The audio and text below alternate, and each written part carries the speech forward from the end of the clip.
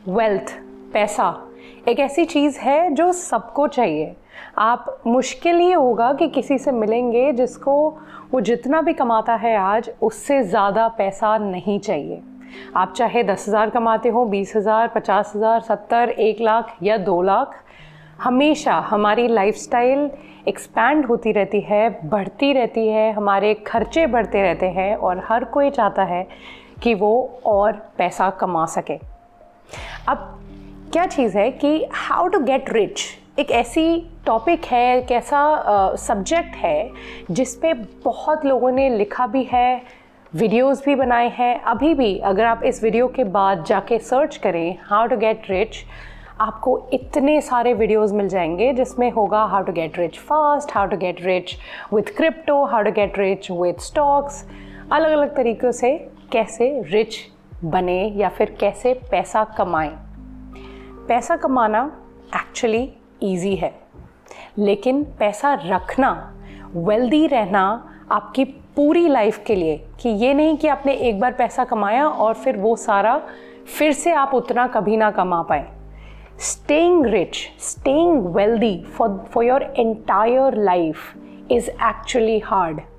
But अगर आप जानना चाहते हैं कि how to get rich and stay rich for the rest of your life, then ये वीडियो आप ज़रूर देखिए और इस चैनल को सब्सक्राइब करना ना भूलें, क्योंकि हम ऐसे बहुत सारे इंटरेस्टिंग एंड यूज़फुल वीडियोस आपके लिए हर हफ्ते अपलोड करने वाले हैं।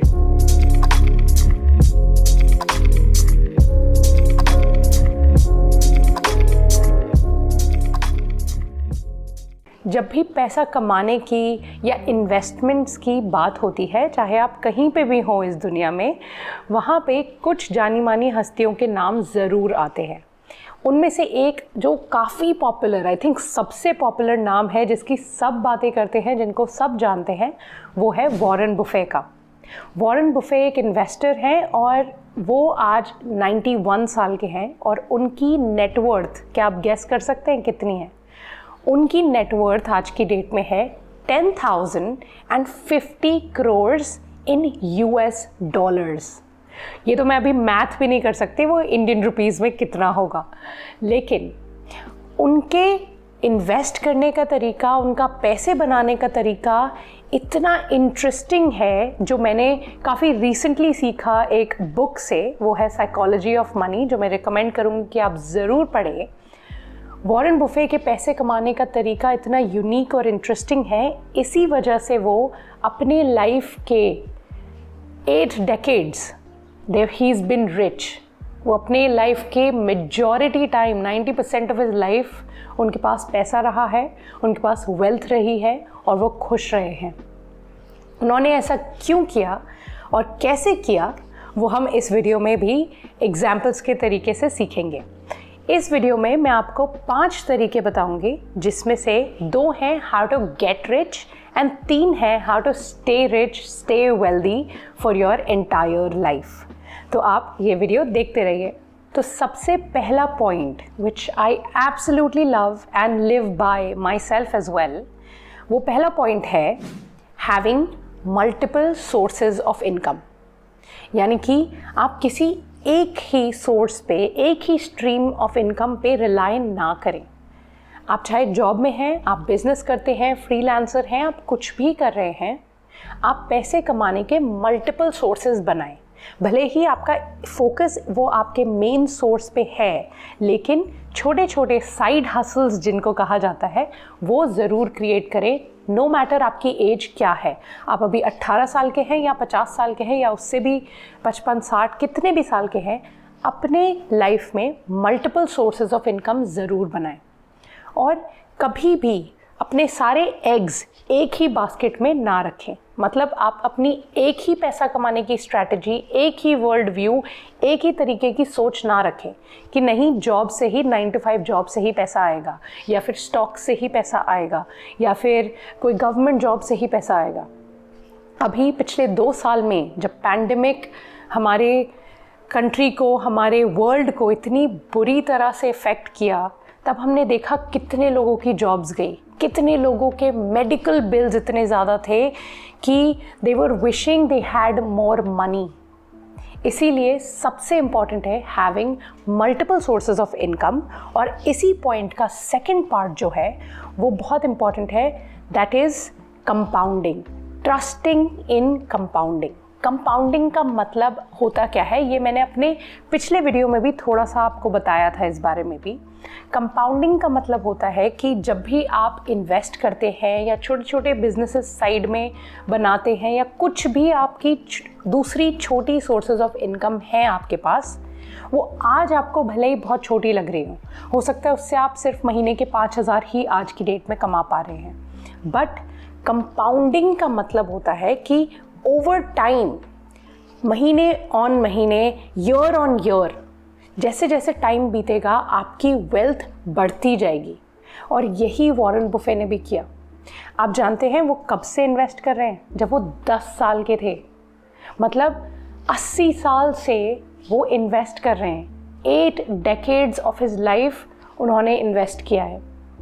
आई एम श्योर जब वो 10-15 साल के थे उनके पास इतनी ज़्यादा वेल्थ नहीं थी और वो तभी 10,000 करोड़ के नेटवर्थ के नहीं हो गए थे। ये हुआ है, उनकी नेटवर्थ कैसे बिल्ड हुई है? Over time.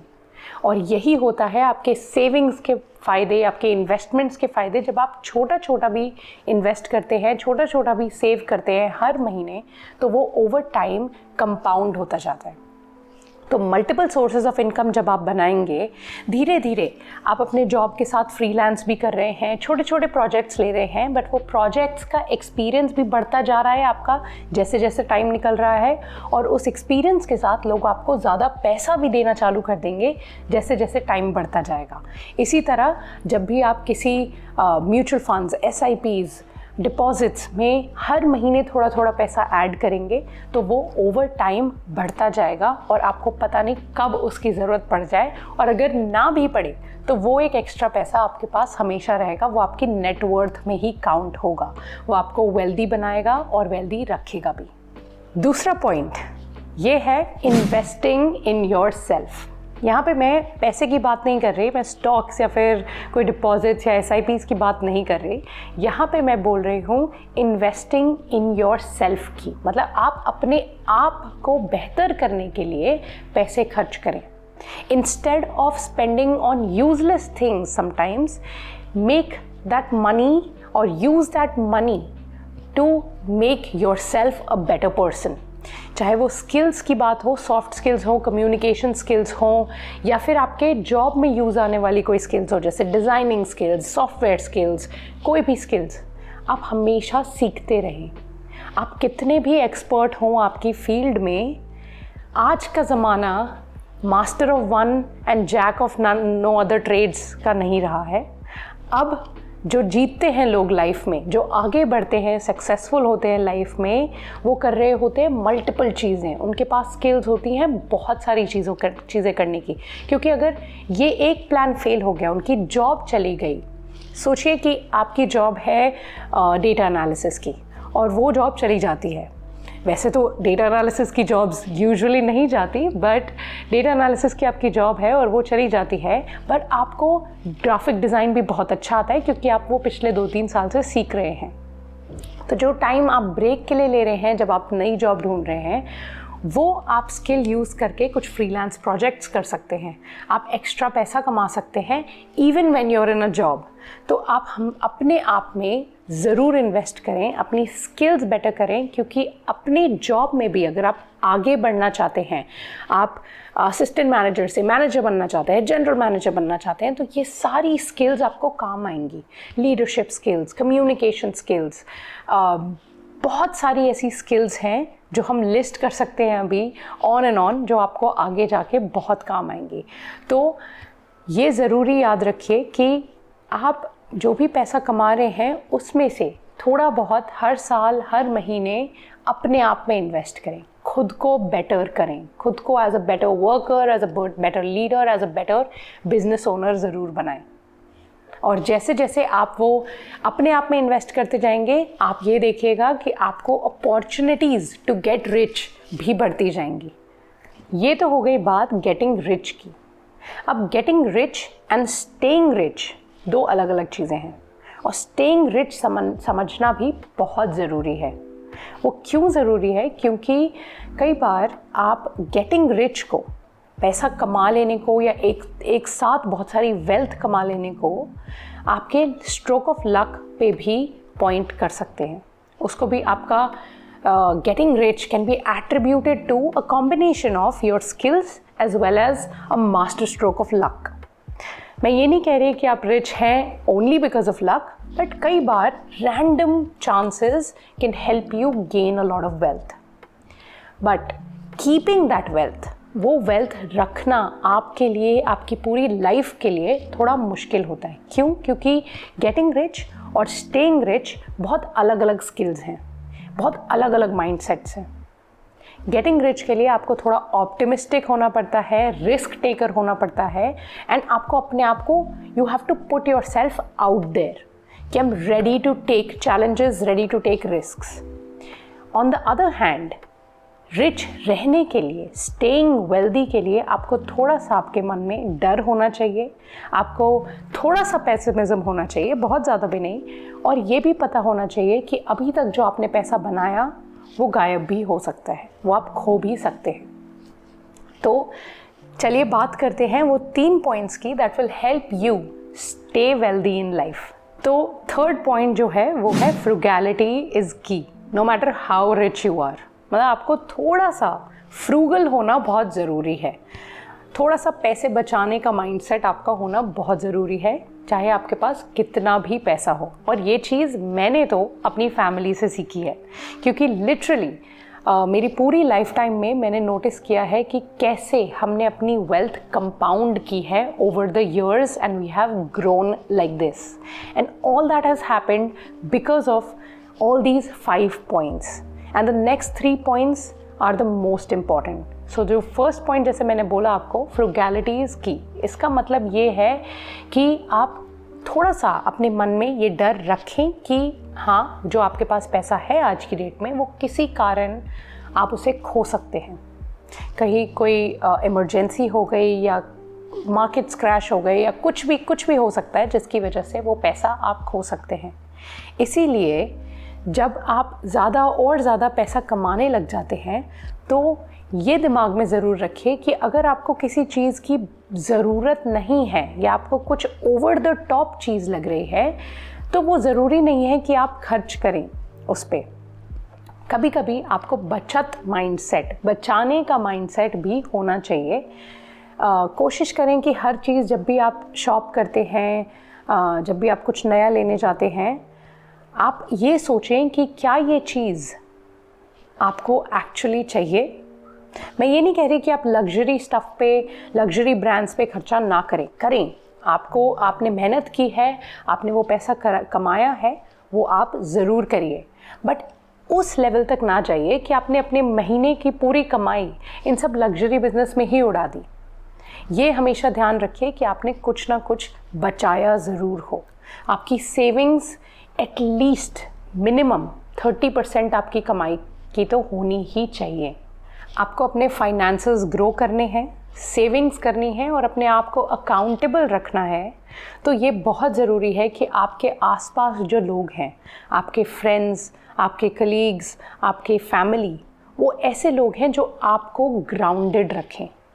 मतलब कभी कभी चलता है कि आप क्रेजियर देन यूजुअल आपने पार्टीज़ कर ली, बहुत स्पेंड कर लिया, बट वो रोज़ नहीं होना चाहिए, वो बहुत रेगुलरली नहीं होना चाहिए। आपका सर्कल डिफाइन करता है कि आप कैसे हैं, आप कौन हैं। ऐसा बोला जाता है कि you are the sum of the 5 people you surround yourself with. तो आप उन लोगों से, जो 5-6 लोग आपके आसपास हैं, उनसे आप सीखते हैं अपने not just behavioural attributes but also finances कैसे मैनेज किए जाएं, वो हम अपने आसपास के लोगों से ही सीखते हैं। तो ये भी हो सकता है कि कुछ लोग आपसे ज़्यादा वेल्दी हैं, ये भी हो सकता है कि कुछ लोग आपके जितने वेल्दी नहीं हैं, लेकिन ये बहुत ज़रूरी है कि आपका circle is full of successful people, full of people who do mindful spending, full of people जो अपने finances responsibly manage करते हैं।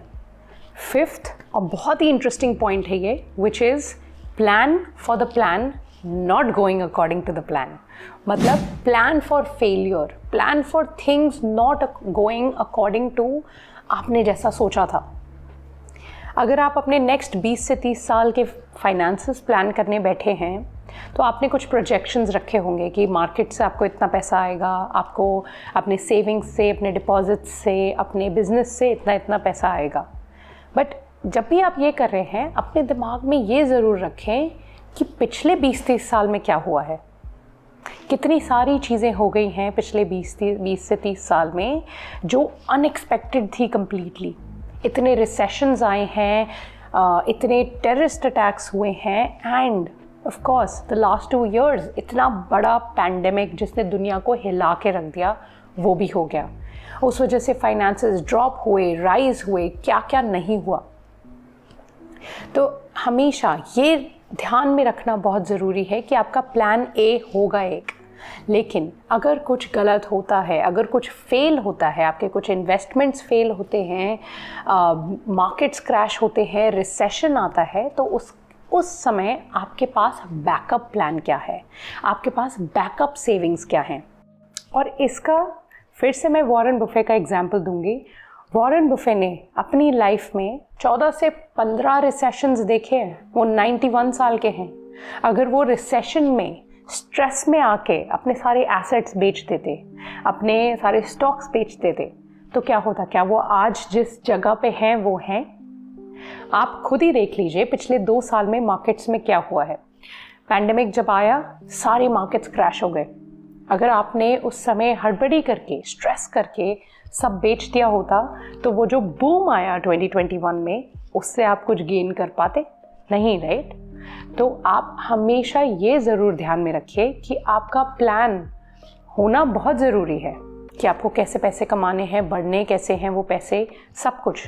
बट ये भी बहुत ज़रूरी है कि आप एक plan B, plan C, plan D बना के रखें। और इस समय ही जब प्लान फेल हो जाते हैं आपके, तभी हमने जो ये 4 पॉइंट्स की बात की है, having multiple sources of income, investing in your self, being frugal, surrounding your self with financially responsible people, ये सारी चीज़ें तब बहुत काम आती हैं जब दुनिया में इतना बड़ा फेलियर आ रखा हो या रिसेशन आ रखा हो।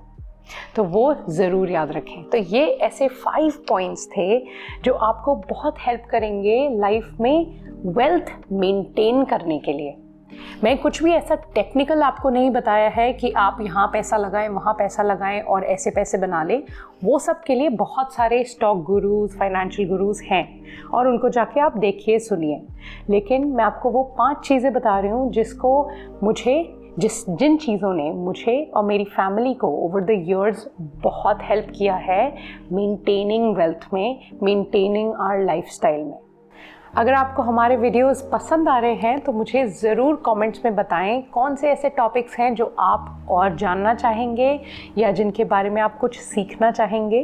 क्योंकि जो भी मैंने अपने पिछले 5 साल बिज़नेस रन करने में, बिज़नेस ग्रो करने में और clients from around the world के साथ काम करने में सीखा है, वो मैं ज़रूर चाहती हूँ कि मैं आपके साथ शेयर करूँ। तो कमेंट करना ना भूलें और मुझे ज़रूर बताएं आप क्या जानना चाहते हैं। और इस वीडियो को आप अपने फ्रेंड्स, फैमिली, छोटे भाई बहन सबके साथ शेयर ज़रूर करें ताकि वो भी सीख सकें फाइनेंस मैनेजमेंट।